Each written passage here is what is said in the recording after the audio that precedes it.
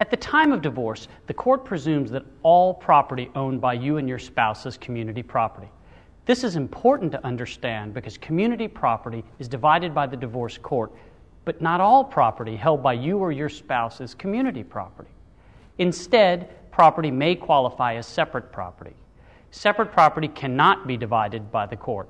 Separate property is defined as the property which you or your spouse own before marriage, inherit during marriage, or receive as a gift. Since it is so important to understand into which category your property falls, one of the first things your attorney will do with you will be to review all of your assets to determine which are separate and which are community. It is important that you and your lawyer are thorough when discussing the origin of your property. Once we've determined what property constitutes the community or marital estate, it is important to note that Texas is not a 50-50 state. In Texas, we don't just split things down the middle. It is not uncommon that one spouse will leave the marriage with more of the community property than the other. In some cases, the court can award a disproportionate share of the party's community estate to one spouse or the other. The decision of who gets what depends upon numerous factors, which can include differences in earning capacity of each party, who will have primary custody of the children, fault grounds such as adultery or cruelty, along with various other factors which the court may consider. Sounds simple, doesn't it? Well, it isn't as simple as it may first appear.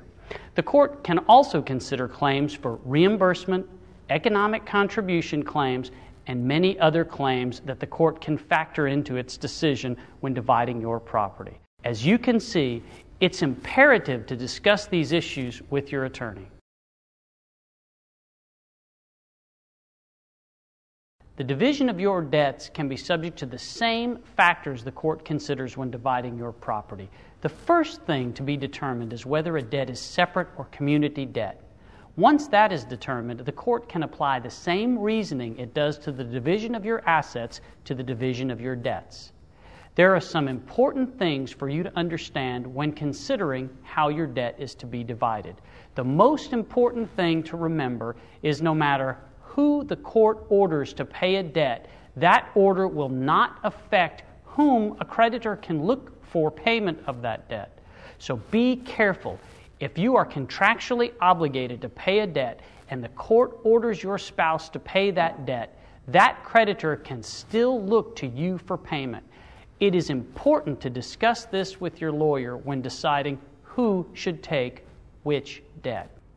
Finally, don't forget a very important option available to you and your spouse, which takes some of the many unknowns out of the division of your assets and debts.